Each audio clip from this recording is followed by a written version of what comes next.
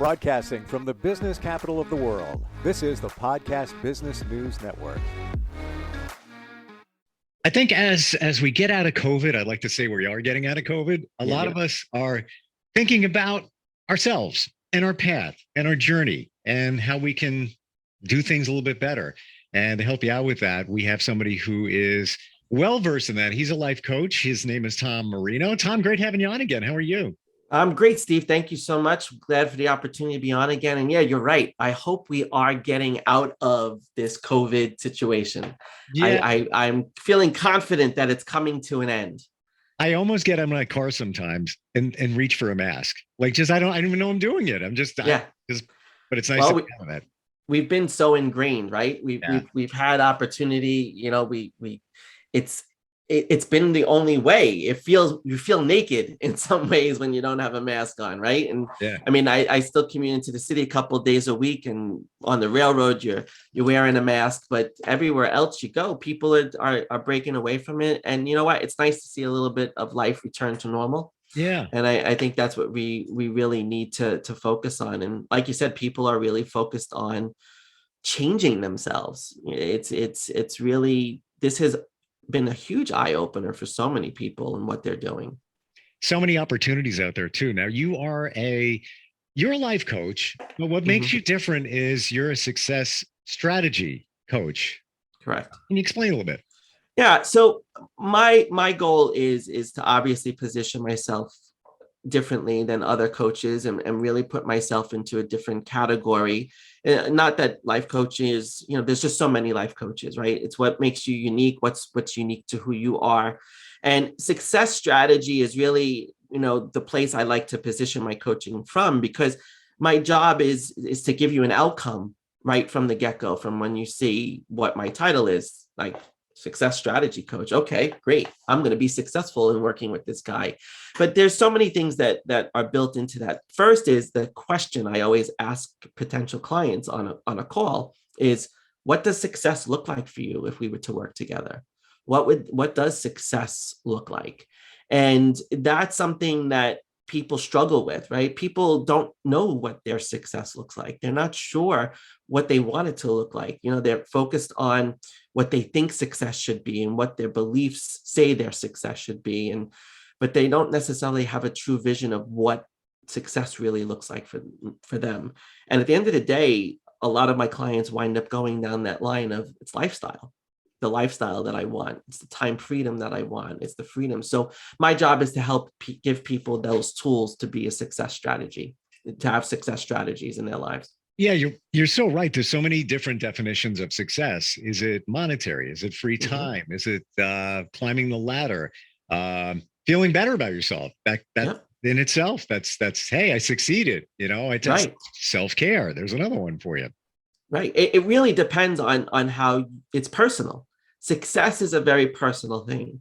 We've been given measures and standards of success, that we strive for, like the financial, like, being at the top of the pyramid, and a lot of the things that I work with people on is separating ego from soul, right?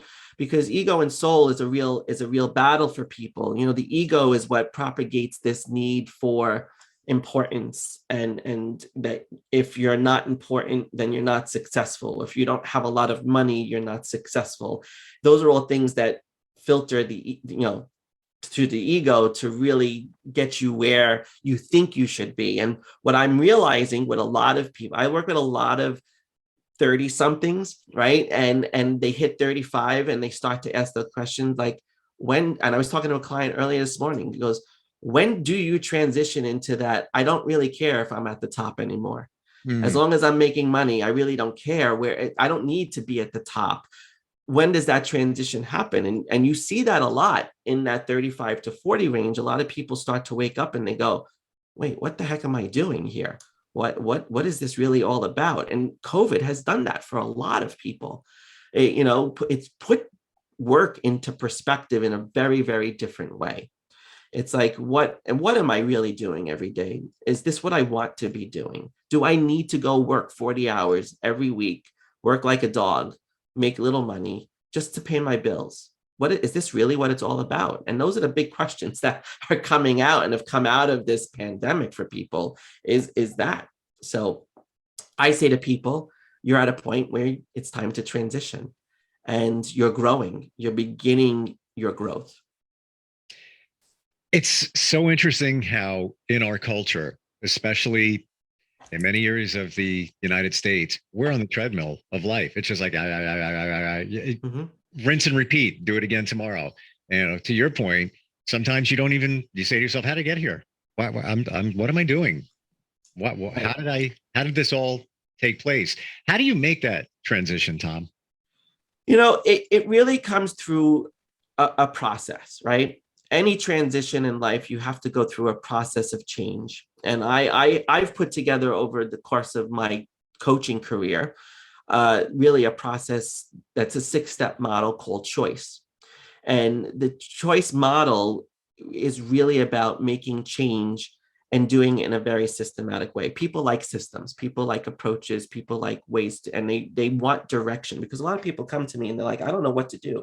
I don't know how to even get started, right? And that's what is awesome about process. And I'm a very operational person. I've been in healthcare operations for the last dozen years, and I look at process to get people to where they need to be. And, it starts with clarifying what you want, clarifying the mindset that you want to approach the next phase of your life, the next part of it. What narrative do you want to write? What do you want to do? And then why do you want to do it? And then we figure out the how. But it's really about clarifying what you want first, right? So if it's a change in job, or it's a change in career, or it's I want a lifestyle that allows me flexibility and time and simplicity. Well, what do you want? And then why do you want it? And that's how we start. So the letter C is clarify, right? Clarify your mindset. The H is harnessing your values, right? What do you value? Our value systems change based on our experiences often, but we have core values that we need to bring into alignment with everything that we do. So harnessing your value is really important. Understanding what you value, because if you're changing careers or you're changing a job, if you are going to work for somebody else, does that company value what you value? Because if they don't, you're going to have misalignment and you're going to have conflict. So knowing your values is really important. And then I just want to add just to what you're saying, knowing your value along with your values. Correct. Especially when you're negotiating, that next job, what your salary should be.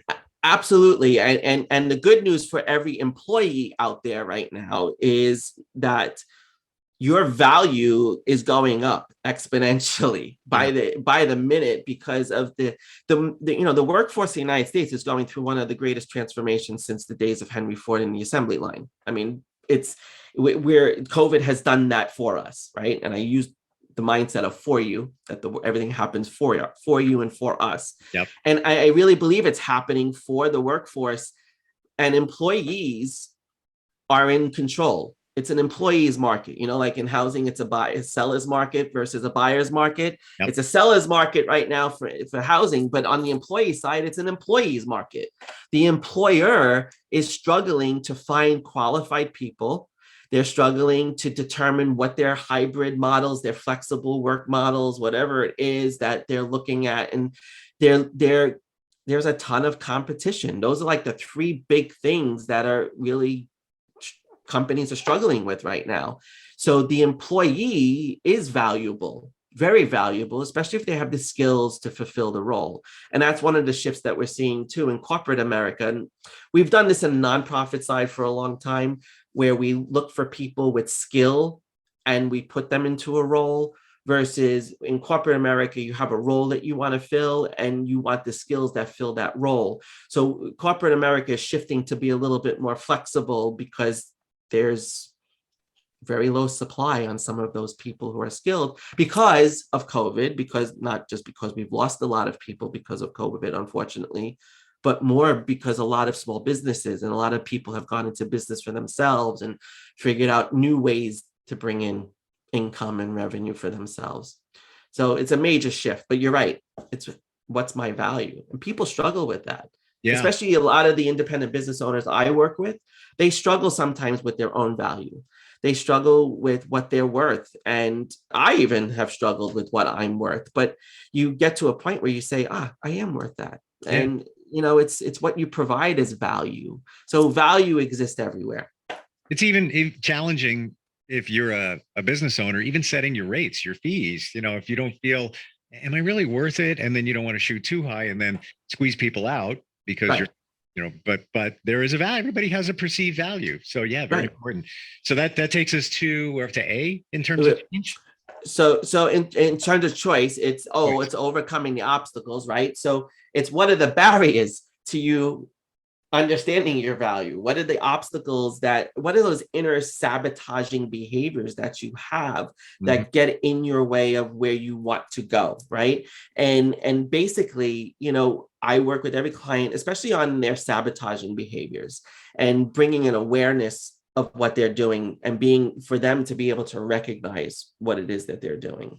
And then the I in choice is integrating fear. A lot of times fear is what paralyzes people from moving forward, right? I'm afraid to change jobs. I'm afraid of what that's going to mean. I'm afraid of what's next for us. I'm afraid of the future. I'm afraid, right?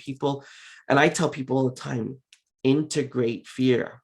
Use it as a friend, use it as an advisor, and understand that it's trying to teach you something, right? So looking at fear as a teachable moment and then making it a friend, isn't it much better to walk through life with a friend than an advisor, than something that you're afraid of?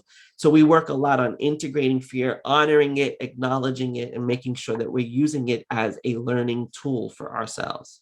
I love that. I love that whole concept. It really is great. It's why not have a friend and a foe? And even though you're afraid of fear, right, visualize it being a person and say, hey, thanks for giving me the tips there. And I'm going to confront you and I'm going to work with you as opposed to just no, go away. Right. And I'm not gonna hold you back. And when you look at fear as an opportunity for learning, you become more powerful in your own positioning, because then there's really nothing that's going to hold you back. Yeah. And I always say fear and anxiety is what takes away opportunity. And people are always looking for opportunities. People need opportunities and they need possibilities to be created for them. Because and that's really what happens when people start working with me is they don't know which direction to go. They're not sure what they want to do. And I'm about creating the possibilities and the opportunity so that they can evaluate which is the best option for them. That's what coaching is about. It's providing option. And then helping people to align the option with what they value, with what they want, and to recognize that they can do that. And also have the accountability, because you could go to a counselor, a therapist, and they'll understand what's going on, but then the session ends instead of coming back, all right, so what did we do? What did you work on? Where are we at this point? And many people tell me working with a life coach, and not to say there's anything wrong with the therapist, you move along so much faster on your goals. Well, I think the difference, and I've spent a lot of time, with a lot of clients that have spent time both in therapy and working with me simultaneously. And I've had a lot of people that have been through therapy and then went to coaching. And the experience is, I look at it as it's not one is better than the other. I think in tandem, you accomplish significant things, right? Because coaching is action driven. Coaching is an action situation. It's not we're just going to talk about it and maybe or maybe not you're going to do it. And that's why a lot of therapists have incorporated coaching into their practices as therapists. A lot of therapists are also life coaches because they're using their therapy and they're changing it to more action-driven behaviors because they see that is obviously beneficial. But, I think the important thing is to understand is that a coach is not a therapist and a therapist is not necessarily a coach. And coaching is about action. And it's not about diagnosing you with a problem. I'm a physician assistant by training. And that's one of the things that really separates me from a lot of other coaches is I have a clinical mind and I look at everything as a clinician, no matter what I'm doing. And that's part, you see a problem, you assess the situation, you examine the situation, and then you prescribe a treatment, right? And the treatment could be take a pill. That's an action, right? But in my case, it's take action and accomplish this goal or do this thing, right? And that's what definitely moves people along is the accountability piece in their action. Because what is accountability? Ultimately, it's ownership. It's taking ownership of their own lives. And that's what, as a coach, I work to help them do. So on the choice acronym, we're up to C. C. Yep, we're up to C. So change activation. Change activation is really, what is that desire that you have to make these changes, right? And I always ask the question to people, why now? Why now are you reaching out for a coach? What's going on in your life right now? Because I need to understand the desire to change. And if they don't have a desire to change, it's not going to work. If they're not ready to change, it's not going to work, because it's work. You got to do the work, and what happens if you don't do the work? It has to be that sense of urgency that exists.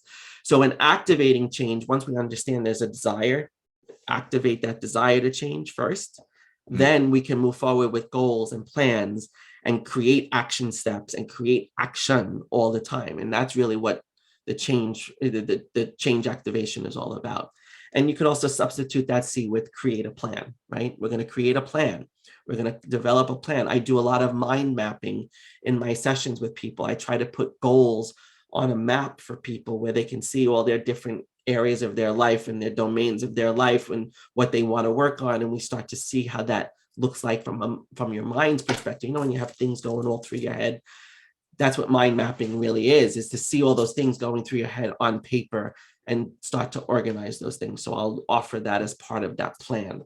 And then the last part is establishing boundaries. It could also be called expectations and boundaries. And the interchangeability of that is really important. People who have difficulty changing, people who have difficulty and are avoiders and pleasers and all of these different types of sabotaging behaviors, they don't have good boundaries. And we need to establish good boundaries, and we need to protect those boundaries by setting expectation, right? So I always say that boundaries are like that fence around your backyard. It's there to keep things in as much as it is to keep things out. But the way we let things in and out of those boundaries is through that gate, right? And that gate is the expectations that support the boundaries. That gate is those expectations. So when you say boundaries, Tom, do you mean that when people ask things of you, hey, I need you to do this, or even if your kids say, hey, I please drive me somewhere, and you've got something going on, it's okay to say no? Is that what we mean by boundaries as well? No is a boundary, Steve. No is a boundary. It's a very sexy boundary, as some people say. It's, boundaries are really about establishing, saying yes to the right things. Gotcha. Okay. Knowing how to say yes to the right things. And I think that's one of the biggest challenges that people face, is they don't know how to say yes to the right things, because saying yes to everything is a problem with saying no. But saying yes to the right things, you start to establish the boundaries, because you can start to say no more comfortably. Yeah. And I think that's one of the biggest things people struggle with. But creating the expectation around it, right, to support that boundaries is really, what do you need for people to understand, or what do you need to understand for yourself so that you can maintain that boundary? And that's where setting expectations is really critical. Can you give an example of setting expectations? So here's very simple. This is what a lot of people can relate to. If you're working and it's 5 o'clock and you're ready to turn off the computer and you're ready to go home, and emails still can come in, right? And you still get email after your work hours. Mm-hmm. And you have to have really good control to not answer that email till the next morning. That's establishing a boundary, right? That's putting a boundary in place that when it's 5 o'clock, I'm going to stop answering my emails, and I'm not going to answer my emails till 9 o'clock the next day. That's the boundary that you put in place. But people will feel guilt. They'll feel like they should answer it. They should do that because people are maybe expecting them to get back to them and things like that. And I go, that's where you need to create the expectation to support the boundary. So the expectation could be simply, you put an out of office message at 5 o'clock that goes on every day and says, I'm out of the office. I'll return at 9 a.m. tomorrow and I'll get back to you as soon as I can. That creates the expectation so that somebody doesn't expect you to respond after hours. Mm-hmm. And yet at the same time, you're honoring your boundary and you're finding a way to support your boundary so that you don't respond to that email to the next morning. What an amazing guilt release. Right. Totally. And there's nothing wrong with it. No, Yeah. There's nothing wrong with it. It's communication. It's that's the key that people forget, is to communicate, right? When we don't communicate, and we always say yes, yes, yes, and we don't say what we really need, that's when you really have a strong desire to create better boundaries and set better expectations. Because the choice model doesn't work unless you have those ingredients. If you don't have boundaries, you can know what you want, you can know what you value, you can have overcome an obstacle, you can have integrated your fear, you could have created a plan, but if you cannot execute, and that's really what the E should stand for, is execution. Execution is having those boundaries and expectations so that you can honor everything else in that process.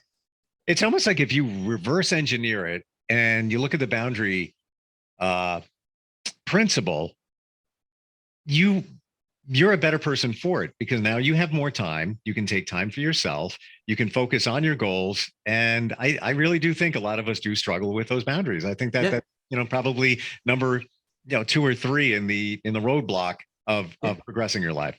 Yeah, absolutely. And we saw that. We saw boundaries really be challenged during COVID, because for a lot of people who went to working at home, because they were working from home, there was some level of, am I working hard enough? Am I doing what I'm supposed to do? Yes. And I worked hours. Why am I working all these? I don't work all these hours when I commute, right? But I don't have to commute, so I can spend a little bit more time doing that. But that's where you, and Steve, my goal is to help people overcome stress, overwhelm, and burnout. My goal is, that's like my key is to help people live focused, productive, energized lives, not be stressed out, unfocused, overwhelmed, and burnt out. And that's where, if you have boundaries, you can prevent those things from happening. Yeah. And and as you go into that transition, if you don't know what your boundaries need to be, guess what? You wind up exactly where you started. So true. And you don't even realize that you haven't set those boundaries. You're just correct. You're just doing your day. You're doing what, as a, could be a spouse, could be a parent. You're just moving your day forward, and I'll take that. Oh, I'll pick you up at 3. Okay. At the end of the day, not to use a cliche, but where's the time for yourself? Where's the time to even take 5 minutes to meditate? There is no time. Right. And that's the thing. And that's where people battle. I call this the battle of self, right? You have the selfless, the selfish, and the self-care, right? We're always giving to other people. That's where we're selfless. Yep. If we're selfish, we are disregarding all those other people. Yep. And people see self-care as being selfish. And self-care is the complete opposite of that. Because in order to be selfless and not selfish, you need to take care of self first. And that's where you have to overcome that battle, because you have to fill your needs. You have to take the time. I love, like, what, I do the Peloton a couple days, 4 or 5 days a week. And the coaches that are working you through those exercises and those workouts, they applaud you for taking 30 minutes out of 24 hours a day for yourself. Yep. Right. When you put it into that, it's a matter of perspective, right? And that's what coaching does. That's what great coaching does, is changes your perspective and your self-awareness to those types of things. And 30 minutes in a 24-hour day, you can't spend for you. I didn't. Right. I'm guilty of being guilty. Right, exactly. But don't be guilty, Steve. Do something about it. Right. Well, I did. I did. And I used to go to the gym. This is only like 2 years ago. And I vividly remember being on a treadmill, 20 minutes, maybe 30. No, actually, I didn't make it to 30. And then I was like, I got to go to work. I'm not going to do, weights or anything today. And it actually had a negative impact on my life overall. No need to get into detail.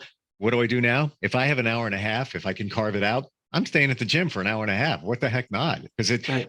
I feel better. I'm a better person for it. I'm healthier mentally and physically. It's what you should be doing.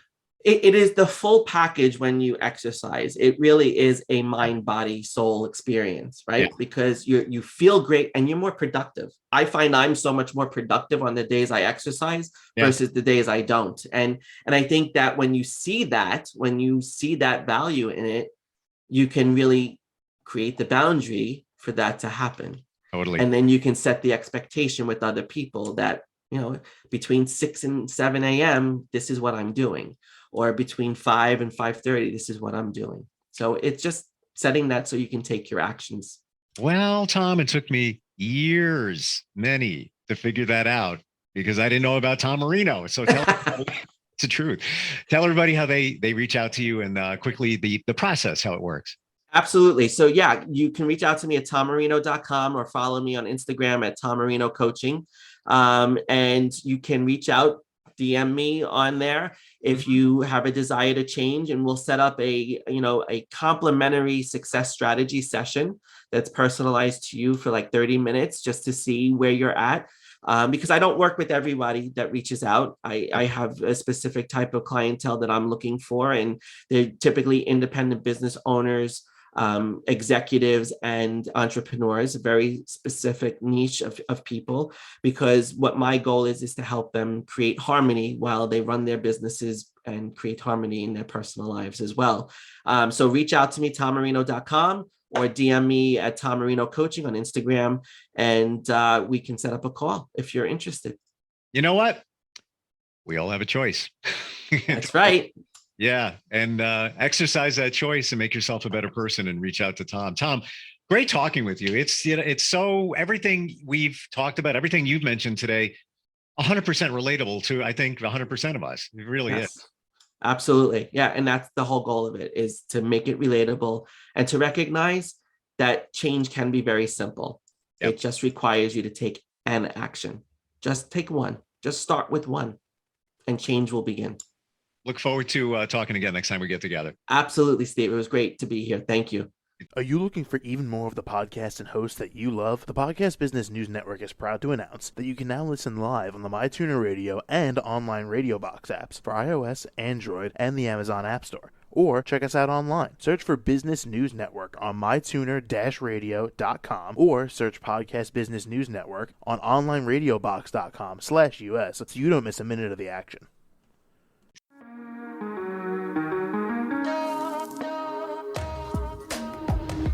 Broadcasting from the business capital of the world, this is the Podcast Business News Network. For nearly 2,000 severely injured veterans, everyday life has become filled with barriers. Day-to-day simple tasks can become pretty daunting. I have to carry my chair up 2 flights of steps or have somebody do it for me. What scares me the most is just the falling. When I'm struggling with my house, I think, to have that one great barrier just knocked down, it's crucial. Home for Our Troops is a wonderful nonprofit that builds a mortgage-free, fully adaptive, handicap-accessible house. And there's no catch. It'll be our very first home that we've ever owned. This is a game changer. This is where your life begins again. We need you to join us in completing this important mission. Please visit hfotusa.org and help build homes and rebuild lives. Because of you, everything's going to be okay.